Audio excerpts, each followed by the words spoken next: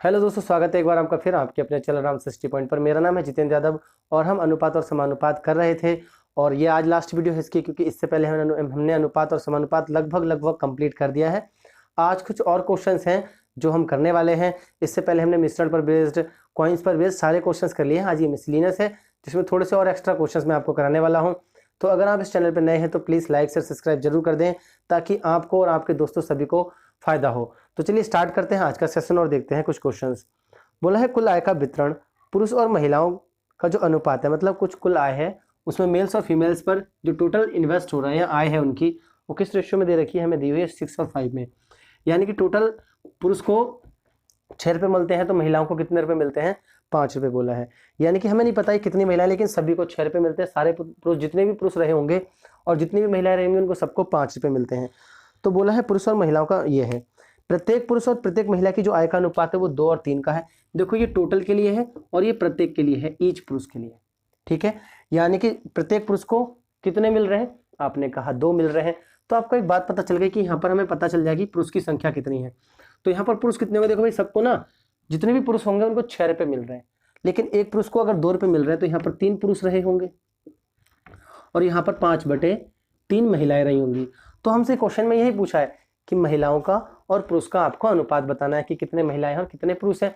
तो हमने कह दिया हम इधर मल्टीप्लाई कर लेंगे, तो 3 रेशियो कितना आ जाएगा आपका 5। यानी कि मेल और फीमेल का जो रेशियो होगा वो कितना होगा 9:5। आपका यही आंसर हो जाएगा। बस आपको इतना सा करना था कि हमें क्या पता था, मुझे ये पता था कि ओवरऑल पुरुषों को 6 रुपये मिल रहे हैं, महिलाओं को 5 रुपये मिल रहे हैं, लेकिन एक पुरुष को 2 रुपये और एक महिला को 3 रुपये मिल रहे हैं। तो मैंने कहा चलो भाई, यहाँ पर कितने पुरुषों को मिल रहे होंगे 6 रुपये, 3 पुरुषों को, और ये 5 रुपये कितनी महिलाओं को मिल रहे होंगे 5/3। इस 3 की इधर मल्टीप्लाई कर लो, यानी कि 9 पुरुष रहे होंगे और 5 महिलाएं उसमें रही होंगी। ये रेशियो है अगर 14 लोग हैं तो। अब लोग जितने ज़्यादा होंगे ये रेशियो आपका बढ़ता रहेगा, तो इस वास्ते कोई फर्क नहीं पड़ता है। तो आई होप आपको क्वेश्चन क्लियर हो गया होगा। और नेक्स्ट क्वेश्चन और लेते हैं। तो अगला क्वेश्चन जो है हमारे पास वो बोला है कर्मचारियों की संख्या 3:2 के अनुपात से कम हो जाती है। वही कर्मचारियों की संख्या जो थी वो 3 और 2 के हिसाब से कम हो जाती है। ठीक है भाई, पहले 3 थे, अभी कितने हो गए, 2 हो गए। हमसे बोला है प्रत्येक कर्मचारी का वेतन 4 से 5 हो जाता है। मतलब पहले 4 रुपये मिल रहा था, अब 5 रुपये मिल रहा होगा। तो हमसे बोला है कि इस प्रकार कंपनी अपने, ठीक है, 12,000 रुपये बचा लेती है। अगर कंपनी अपने 12,000 रुपये बचा लेती है तो इसलिए पूछा, इसलिए वेतन का प्रारंभिक व्यय क्या रहा होगा, मतलब प्रारंभ में वेतन कितना रहा होगा। तो आप ये बताओ कि यहाँ पर अगर एक बंदे को 4 रुपये मिल रहे थे तो 3 बंदे को 12 रुपये मिल रहे होंगे, और यहाँ पर 5 दूनी 10 रुपये मिल रहे होंगे। तो पहले 12 रुपये खर्च कर रही थी कंपनी, अभी 10 रुपये खर्च कर रही है। उसने कितने रुपये बचा लिए, आपने कहा 2 रुपये। क्वेश्चन के हिसाब से ये कितना है, आपने कहा 12,000। एक रेशियो का मान 6,000 डिवाइड कर लिया हमने 2 से। तो आपसे पूछा है प्रारंभिक, तो आपको पता है कि 12 रेशियो का मान निकालना है, तो आपको 6,000 की मल्टीप्लाई करनी पड़ेगी। तो 12,72,000 रुपये पहले वो कंपनी अपने एम्प्लॉयज़ को दे रही होगी। अभी का पूछ लेता तो वो 60,000 होता। तो आपको पता है कि 12,000 उसने क्या कर लिए, सेव कर लिए। कितना सिंपल है, कितना लॉजिकल क्वेश्चन है। बस आपको क्या करना था भाई, पहले 3 लोग थे, अभी लोग 2 हो गए। पहले 4 रुपये कंपनी दे रही थी एक बंदे को, अभी 5 रुपये एक बंदे को दे रही है। तो देखा आपने कि पहले 12 रुपये कंपनी खर्च कर रही थी, अभी 10 रुपये। आपने कहा कंपनी ने 2 रुपये बचा लिए ऐसा करने पर। लेकिन क्वेश्चन के हिसाब से 12,000 बोले, मैंने कहा एक रेशियो की वैल्यू 6,000 आ रही है। हमसे पूछा कि प्रारंभिक में कंपनी कितना व्यय कर रही थी, तो 12 रेशियो कर रही थी, तो 12×72, यानी कि वो कितना रुपये खर्च कर रही थी, 72,000। तो बस आपको ऐसे इन क्वेश्चन को डील करना है। बस आपको थोड़ा सा रेशियो एंड प्रोपोर्शन ये सब चीज़ें आपको पता होनी चाहिए कि रेशियो है क्या। अगला क्वेश्चन और देखते हैं, हमें क्या बोला हुआ है कि ABC किसी काम को क्रमशः 30, 50 और 40 दिन में कर सकते हैं। देखो ये है A, ये है B और ये है C। ये 30, 50 और 40 दिन में किसी काम को कर सकता है। भाई ये 30 दिन में कर रहा है, ये 50 दिन में कर रहा है और ये 40 दिन में किसी काम को कर सकता है। बोला है और प्रत्येक दिन की मजदूरी क्रमशः 4, 3, 2 के हिसाब से मिल रही है। भाई इसको 4 रुपये मिल रहे हैं, इसको 3 रुपये और इसको 2 रुपये मिल रहे हैं। कोई दिक्कत अभी तक तो कोई नहीं रही होगी। तो हमसे बोला है यदि A की मजदूरी 144 रुपये है तो B की कुल आय कितनी होगी। तो आपको पता है 4×3=12, ये 120 रुपये कमा रहा होगा, क्योंकि भाई ये 30 दिन काम कर रहा है। 4 रुपये एक दिन में मिल रहे हैं तो पूरे महीने में इसको 120 रुपये मिलेंगे। इसे एक दिन का 3 रुपये मिल रहे हैं, तो 50 दिन के 5×3=15, 150 रुपये मिलेंगे, और इसको 80 रुपये मिलेंगे। हमने इसको काट लिया, कोई दिक्कत नहीं ना। अब A 12 रुपये कमा रहा है, हमारे हिसाब से ये 15 रुपये कमा रहा है और ये 8 रुपये कमा रहा है। क्या ए सच में 12,000 रुपये कमा रहा है या 12 रुपये कमा रहा है? आपने कहा नहीं, ये तो 144 रुपये कमा रहा है भाई। तो 12 से अगर आप इसको भाग करेंगे तो एक रेशियो की वैल्यू कितनी आ गई? आपने कहा 12 आ गई। तो आपको बताना है कि 15 रेशियो का मान निकालना है, तो वो कितना आएगा? 180। तो बस आपको ये पता चल गया कि जो बी है वो कितना रुपये कमा रहा होगा? 180। देखो कितना सिंपल था भाई, ये 30 दिन काम कर रहा है, ये 50 दिन और ये 40 दिन। इसे एक दिन के 2 रुपये मिल रहे हैं तो 40 दिन के 80 रुपये मिलेंगे। इसे एक दिन के 3 रुपये मिल रहे हैं तो 50 दिन के 150 रुपये मिलेंगे। और इसे 4 रुपये मिल रहे हैं एक दिन के, तो 30 दिन के 120 मिलेंगे। हमने 0 से 0 को काटा है और कुछ नहीं, यानी कि इसको 12 रुपये, इसको 15 और इसको 8 रुपये मिल रहे हैं, रेशियो में चल रहा है। अब आपने कहा कि 12 ना होकर क्वेश्चन में 144 दिया हुआ है, यानी कि 12 गुना, तो इसको भी 12 गुना रुपये मिलेंगे, यानी कि इसको भी कितने रुपये मिलेंगे? 180 रुपये मिलेंगे। तो देखो कितना सिंपल है सारे क्वेश्चन को करना, बस आपको थोड़ा सा इसका तरीका सीखना है। तो अगला जो क्वेश्चन है आपके पास वो ये है कि एक व्यक्ति एक निश्चित दूरी ट्रेन, बस और कार से, देखो ट्रेन से जा रहा है, बस से जा रहा है और कार से जा रहा है, ठीक है, एक कोई दूरी है जैसे ट्रेन, बस और कार से जा रहा है। तो बोला है कार से क्रमशः 4, 3 और 2 के अनुपात में तय करता है। 4, 3 और 2 के अनुपात में। ट्रेन से 4 किलोमीटर जा रहा है और बस से आपके 3 किलोमीटर जा रहा है और कार से वो सिर्फ 2 किलोमीटर जा रहा है। बोला है किराए का जो अनुपात है वो 1, 2, 4 का है, यानी कि यहाँ पर 1 रुपये खर्च कर रहा है, ये यहाँ पर 2 रुपये और ये 4 रुपये खर्च कर रहा है। कहने का मतलब है 1 किलोमीटर जाएगा तो 1 रुपये खर्च करेगा, बस से 1 किलोमीटर जाएगा तो 2 रुपये खर्च करेगा और कार से 4 रुपये खर्च करेगा। तो हमसे क्वेश्चन में क्या बोला हुआ है? प्रति किलोमीटर है, ठीक है, ये क्वेश्चन में दिया हुआ है कि जो अनुपात है वो प्रति किलोमीटर है, यानी कि 1 किलोमीटर का है। आगे हमसे बोला इस क्वेश्चन में यदि कुल किराया जो है 720 रुपये है तो ट्रेन द्वारा किया गया खर्च बताओ, यानी कि किराया कितना है। तो देखो अपने हिसाब से अगर मैं किराया निकालूं भाई, 1 किलोमीटर का अगर 1 रुपये है तो ट्रेन से ये 4 किलोमीटर जा रहा है तो 4 रुपये खर्च करे होंगे इसने। यहाँ पर कितने रुपये खर्च किए होंगे? आपने कहा 6, और यहाँ पर आपका 4 दूनी 8 रुपये। तो मैंने कहा 6, 4, 10, 18 रुपये खर्च कर रहा है ये ओवरऑल। लेकिन क्वेश्चन के हिसाब से ये 720, तो 18 चौक 72, आपको पता है एक रेशियो की वैल्यू कितनी आ गई? 40। तो ट्रेन पर किसने कितने रेशियो की मल्टीप्लाई करनी है? हमने 4 की, क्योंकि ट्रेन पर ये 4 रेशियो खर्च कर रहा है। एक रेशियो का मान अगर 40 है तो 160 रुपये ये ट्रेन पर खर्च कर रहा है। अगर वो पूछ लेता हमसे कि बस पर कितने कर रहा है तो हम कह देते भाई इसमें भी 40 की मल्टीप्लाई करनी है, 6 चौक 24, तो 240 रुपये वो यहाँ खर्च करता। और अगर वो पूछ लेता कार पर कितने कर रहा है तो 8 चौक 32, 320 रुपये वो किस पे खर्च कर दे रहा है? सिर्फ और सिर्फ कार पर। तो आप तीनों का निकाल सकते हैं, लेकिन क्वेश्चन में हमसे सिर्फ इतना पूछा था कि ट्रेन पर उसने कितने रुपए खर्च किए हैं। तो बताओ कितने किए हैं? 160 रुपये किए हैं। क्या ये क्वेश्चन करना बहुत हार्ड है? बहुत ही आसान और लॉजिकल क्वेश्चन है, आपको बस अपने हिसाब से करने हैं और कुछ नहीं। बाकी रेशियो से करने में ही इन्हें फायदा है, एक्स वैक्स ना मान के करें।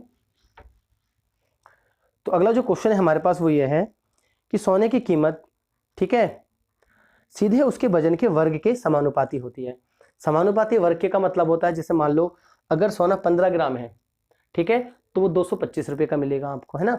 वर्ग के समानुपाती है मतलब अगर वर्ग करेंगे तो हमें मिल जाएगा। जैसे मुझे 1 ग्राम चाहिए था तो वो 1 रुपये का होता, लेकिन अगर मुझे 2 ग्राम चाहिए तो वो 4 रुपये का हो जाएगा। तो ऐसे है क्योंकि वर्ग के समानुपाती है। तो हमसे बोला है कि एक व्यक्ति ने उसे 3, 2, 1 के अनुपात में तोड़ दिया। भाई देखो 3, 2 और 1 के अनुपात में इसने तोड़ दिया। अगर ये इसको नहीं तोड़ता तो 3 और 2 5 और ये 1 6, यानी कि वो 6 कितना भी मान लो 6 ग्राम या 4 ग्राम का टुकड़ा रहा होगा, सेंटीमीटर मीटर मुझे कोई फर्क नहीं पड़ता, उसकी लेंथ 6 थी, लेकिन इसने क्या कर दिया? इसको तोड़ दिया। अगर इसने इसको तोड़ दिया तो बोला उसको 4620 रुपये का नुकसान हो गया। देखो अगर उसने तोड़ा तो आपको पता है कि उसे 4620 रुपये का नुकसान हुआ। तो आपको पता है कि ये वर्ग के समानुपाती है, वर्ग के समानुपाती है। अगर ये 6 का होता तो 36 रुपये बिकता, यहाँ 1 का होता तो 1 ही है, आपको पता है ये 4 वर्ग कर रहे हैं हम यहाँ पर और ये 9, यानी कि देखो तोड़ने से उसने कितने का बेचा कुल? आपको पता है ये 9 और 1 10 और ये 14, ये 14 का और यहाँ पर ये 36 का। तो आपको पता चल गया कि उसने कितने कितने का बेचा। आपने कहा भाई 14 और 36 का उसने बेच दिया, तो उसने कितने रुपए बचा लिया? आपने कहा 22 रुपये। हुआ या नहीं हुआ उस नुकसान उसे? अगर वो नहीं तोड़ता तो वो उस सोने के टुकड़े को 36 रुपये में बेचता, लेकिन उसने तोड़ा तो हमने स्क्वायर करके, देखो यहाँ भी लिखा है, लेकिन स्क्वायर करने के बाद अगर हम इसको जोड़ें तो वो सिर्फ 14 रुपये बन रहे हैं और वैसे 36 रुपये। तो उसने अपने आप के लिए कितने का नुकसान कर लिया? 22 रुपये का, जो कि क्वेश्चन में कितना दे रखा है? आपने कहा 4620। अगर ये 4620 है तो आपको पता है कि 22 कम 22 और 22 दूनी 44 कर लो, 22 दूनी 44 और 22 कम 22, एक रेशियो का मान कितना आ गया? 210 आ गया। हमसे क्वेश्चन में क्या पूछा हुआ है? हमसे क्वेश्चन में बोला हुआ है तो सोने की शुरुआती कीमत कितनी थी? शुरुआती कीमत कितनी है? 36 रुपये। अगर एक रेशियो का मान 210 है, आपको कितने का निकालना है? आपने कहा 36 रेशियो का मान निकालना है, तो 36 गुणा 210 आपका क्या हो जाएगा? आंसर। कैलकुलेशन करके आपका क्या आ जाएगा? आंसर आ जाएगा। तो देखो ऐसे क्वेश्चंस को हम ऐसे डील करते हैं कि अगर वो वर्ग के समानुपाती है ना, और कैसे भी वो बोल दे, तो अगर ये नहीं तोड़ता तो वो 6 के हिसाब से 36 रुपए का बिकता, लेकिन इसने तोड़ा तो पहला टुकड़ा वो 1 रुपए का बेचना पड़ेगा उसे, दूसरा टुकड़ा 4 रुपए में, तीसरा टुकड़ा 9 रुपए में, यानी कि ओवरऑल उसे सिर्फ 14 रुपए की इनकम होगी, जबकि एक्चुअल में होनी थी उसे 36 रुपए की। नुकसान कितने का हुआ भाई? इस क्वेश्चन बोल रहा है 4620। एक रेशियो का मान कितना आ गया? 210। तो हमसे पूछा है सोने की प्रारंभिक कीमत जो कि 36 थी, तो मैंने कहा 36 रेशियो का हम क्या निकाल लेंगे? मान निकाल लेंगे। तो आई होप आपको ये क्लियर रहा होगा क्वेश्चन, इसमें कोई आपको दिक्कत नहीं आई होगी। तो ऐसा ही अगला क्वेश्चन और लेते हैं और उसको भी सॉल्व करते हैं। ऐसे क्वेश्चंस आसान होते हैं इसलिए मैंने ज़्यादा नहीं रखे हुए हैं, क्योंकि वो वर्ग ही बोलता है ज़्यादातर क्वेश्चंस में, कई बार क्यूब भी बोलते तब भी कोई दिक्कत नहीं, क्यूब करके लिख लेना। बोला एक हीरे का मूल्य उसके भार के वर्ग के अनुसार निर्धारित किया जाता है। एक व्यक्ति से टुकड़े में 3, 5 और 7 के अनुपात में तोड़ता है। तो 3, 5 और 7 के हिसाब से तोड़ता। देखो अगर वो 7, 3, 10 और 15 होता, ठीक है, तो 15 का था वो, उसने 7 में, 5 में और 3 में तोड़ दिया। आगे क्या बोला हुआ है? तोड़कर बेचता है, जिसकी वजह से उसे 42,600 का नुकसान हो गया। तो देखो कितना सिंपल है इस क्वेश्चन को करना। अगर वर्ग के हिसाब से निर्धारित होता है तो आपको पता है कि ये 225 रुपए का बिकता हीरा, क्योंकि 15 है अगर तो वो 225 का बिकेगा वर्ग के हिसाब से। लेकिन यहाँ 7 सत्ते आपका 49 हो जाता, और 5 पंजे 25 हो जाता, और 3 तियाँ 9। अगर हम इसको जोड़ें पूरे को तो आपको पता है कि 9 दूनी 18 और ये कितना हो जाएगा आपका? 5, 23 का 3 आपका हो गया, और आपका हासिल लगा 1, 4, 2, 6, 1, 7, 73, 83, सॉरी 4, 2 हासिल था, तो आपका 83 हो गया। यानी कि मुझे 225 रुपये मिलने चाहिए थे, एक्चुअल में कितने मिले? कुल 83 रुपये। हुआ या नहीं हुआ? देखो अगर वो हीरे को नहीं तोड़ता तो 15 के हिसाब से 225 रुपये मिलते, क्योंकि वर्ग के हिसाब से उसका मूल्य निर्धारित है। लेकिन अगर इसने तोड़ दिया तो इसने पहला टुकड़ा सिर्फ और सिर्फ 49 रुपये में बेच दिया, दूसरा टुकड़ा 25 रुपये में बेच दिया, तीसरा टुकड़ा 9 रुपये में बेच दिया, यानी कि ओवरऑल जो इसकी इनकम हुई वो कितनी हुई? 83 रुपये, जो कि 225 के बराबर थी। अगर आप इसे घटाएंगे तो आपका कितना आएगा? देखो आपको पता है 5 में से कितना गया? 3, आपका 2 बचा, और यहाँ पर 12 में से 8 गया, आपका 4 बचा, यानी कि आपका 142 रुपये। यानी कि मुझे इतने का नुकसान हो गया अगर मैं उस हीरो को टुकड़े के हिसाब से बेचता हूँ। लेकिन क्वेश्चन में बोला है 42,600, कितना गुना है? आई थिंक 300 गुना है, तो ये 300 गुना है। तो हमसे पूछा है कि हीरे की वास्तविक कीमत क्या थी, जो कि 225 थी। तो अगर एक रेशियो का मान 300 है तो आपको पता आपको कितने का बताना है? 225 का बताना है। तो हम क्या कर लेंगे? 225 की मल्टीप्लाई 300 से कर लेंगे, तो आपका आ जाएगा ये 2 0, 25 या 75 का 75, और ये आ जाएगा आपका 3 दूनी 6, आपका आ जाएगा 6 ये 67,500 रुपये आपका क्या जाता? मूल कीमत थी, लेकिन तोड़ने की वजह से उसकी कीमत कितनी हो गई? 83। तो आप 83 की मल्टीप्लाई करके भी देख सकते हैं कि उसकी मूल कीमत क्या रही होगी। देखो कितना सिंपल है, सब क्वेश्चंस को ऐसे ही करना है, बस आपको पहले इनको वर्क करना है और उसका वर्ग भी ऐड करके देखना है और देखना है कि कितने का हमें नुकसान एक्चुअल में हो रहा है। तो अगला जो क्वेश्चन है वो बोला हुआ है कि 2 वर्गों की भुजाओं का अनुपात 3:5 है। देखो 2 वर्ग हैं, अगर 2 वर्ग हैं तो वो दोनों ऐसे रहे होंगे। कितना कितना रेशियो दे रखा है इनका? हमें बोला हुआ है कि इनकी जो भुजाओं का रेशियो दे रखा है वो 3 और 5 का दे रखा है। इसकी भुजा 3 है और इसकी 5 है। एक्स वैक्स मानने की कुछ ज़रूरत नहीं है, मैं आपको बहुत ही आसान सा सिंपल सा बताऊंगा कि क्या क्या इसमें वो पूछ सकता है। हमसे इसमें पूछ सकता है वो परिमाप का। तो इस क्वेश्चन में हमसे पूछा हुआ है कि वर्ग के परिमाप और वर्ग के क्षेत्रफल का अनुपात बताओ। हम हर चीज़ कर लेते हैं, विकर्ण का भी बता देता हूं मैं आपको। देखो वर्ग का परिमाप कितना होता है, इसकी की बात करें तो 4 गुणा भुजा इसका भी रहा होगा, इसकी की बात करें तो 4 गुणा भुजा इसका भी रहा होगा। ये भुजा 1 और भुजा 2 आप मान सकते हैं। अनुपात की बात कर रहे हैं, ठीक है, सीधे वर्ग के परिमाप की। आपको पता है 4 से 4 कट ही जाना है। तो जो रेशो इसकी भुजा का है वही रेशो इसकी क्या रहेगा? परिमाप का भी रहेगा, यानी कि 3 और 5 ही रहेगा, ठीक है। तो आपको देखो एक बात याद रखनी है कि भुजा भी सेंटीमीटर है, मीटर में होती है, परिमाप भी सेंटीमीटर और मीटर में होती है। आप यहाँ डिजिट से पता कर सकते हैं। अगर स्क्वायर हो रहा है तो स्क्वायर करके लिख लो। जैसे अगर इसमें क्षेत्रफल का स्क्वायर पूछा होता कि भाई क्षेत्रफल का भी पूछा हुआ है, तो मैंने कहा भाई पहले वाले का क्षेत्रफल एस मान लो और दूसरे वाले का क्षेत्रफल ये रहा आपका 2। तो मैंने कहा क्षेत्रफल क्या होता है? भुजा स्क्वायर, है ना। आपने कहा इसका भुजा स्क्वायर और इसका भुजा। आपको पता है कि जो क्षेत्रफल का वो होता है डिजिट, वो भी क्या होती है? या तो सेंटीमीटर स्क्वायर होती है या फिर मीटर स्क्वायर होती है। अगर आपको सेंटीमीटर से मीटर स्क्वायर में जाना है तो आप जानते हैं इनका स्क्वायर करके लिख लो, तो ये 9 और 25 होगा। अभी वो पूछ लेता हमसे कि विकर्ण, तो आपको पता है कि विकर्ण भी सेंटीमीटर या फिर मीटर में या फिर किलोमीटर में रहा होगा। तो अगर वो विकर्ण का भी अनुपात पूछ लेता ना कि भाई पहले वाले वर्ग का विकर्ण और दूसरे वाले वर्ग के विकर्ण का अनुपात बताओ, तब भी मैं बता देता। वो कितना होगा? जितना कि भुजाओं का होगा, यानी कि 3 और 5। तो देखो मैंने वर्ग के हिसाब से आपको सारी चीजें बता दी। अगर यही चीज और कुछ होती, जैसे गोला होता और गोले का मुझे रेडियस का पता होता, उसने आयतन पूछा होता तो मैं क्यूब करके लिख लेता, और क्षेत्रफल होता हो तो आपको पता है कि गोले का जो क्षेत्रफल 4/3 पाई आर स्क्वायर होता है, सॉरी 4 पाई आर स्क्वायर होता है, तो आप डायरेक्ट स्क्वायर कर सकते हैं, क्योंकि 4 पाई से 4 पाई कट ही जाना है, क्योंकि आप सेम चीज का निकाल रहे हैं, तो हमें ना ये सारी चीजें लिखने की जरूरत नहीं है। इसी क्वेश्चन को अब देखो हम पढ़कर कैसे कर देते कि उसने भाई हमें भुजाओं का दे रखा है, ठीक है, परिमाप का पूछेगा तो मैं डायरेक्ट कह देता कि परिमाप का भी 3 और 5 होगा। अगर वो मुझसे पूछ लेता भाई क्षेत्रफल का तो मैं कह देता 9 और 25 होगा। अगर वो मुझसे पूछ लेता विकर्ण का तो मैं डायरेक्ट कह देता कि 3 और 5 होगा। और वो हमसे क्या पूछ सकता है, इसमें परिमाप तो होता नहीं है, तो जो भी मर्जी पूछ ले वो आपको पढ़कर ये सारे क्वेश्चन हो जाएंगे। तो चलिए और क्वेश्चन लेते हैं, सही थोड़ा सा।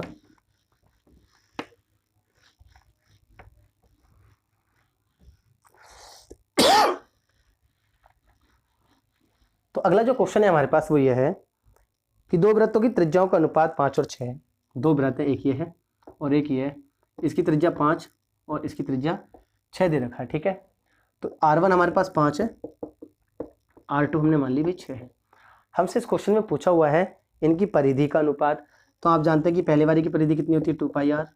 R1 रेशियो में करना है, अगर ये मैं परिधि का निकाल रहा हूँ तो मैंने बताया था परिधि भी सेंटीमीटर मीटर में ही होती है, तो डायरेक्ट आंसर 5 और 6 ही होगा। मैं आपको थोड़ा सा बता दे रहा हूँ, वरना हम डायरेक्ट ही लिख लेंगे। तो R2 आपको पता है इससे कैंसिल ही हो जानी है, तो बचना R1 R2 ही है, तो सेम ही वो 5 और 6 का अनुपात ही होगा। अभी क्वेश्चन में अगला बोला हुआ है कि इनके क्षेत्रफल का अनुपात। आपको पता है क्षेत्रफल में स्क्वायर होता है तो स्क्वायर कर देंगे, क्योंकि पाई आर स्क्वायर इसका क्षेत्रफल होता है, और आपको पता है पाई से पाई कट ही जाना है, तो क्षेत्रफल का कितना हो जाएगा 25 और 36। तो हम सारे क्वेश्चंस को ऐसे कर सकते हैं। आई होप आपको क्लास समझ में आई होगी। सारे क्वेश्चंस हमने निपटा लिए हैं। जो भी इसमें टॉपिक्स होते हैं आपके अनुपात और समानुपात में, मैंने आपको सारे क्लियर कराए हैं। अब इसके बाद आपको एक प्रैक्टिस वीडियो मिलेगी, उसमें जो भी क्वेश्चन एक दो छूटे होंगे वो मैं आपको उसमें करा दूंगा। तो आई होप आपको क्लास समझ में आ गई होगी और आप सारे क्वेश्चंस को एंजॉय कर पाए होंगे। तो चलिए मिलते हैं आपसे नेक्स्ट वीडियो में प्रैक्टिस क्वेश्चंस के साथ।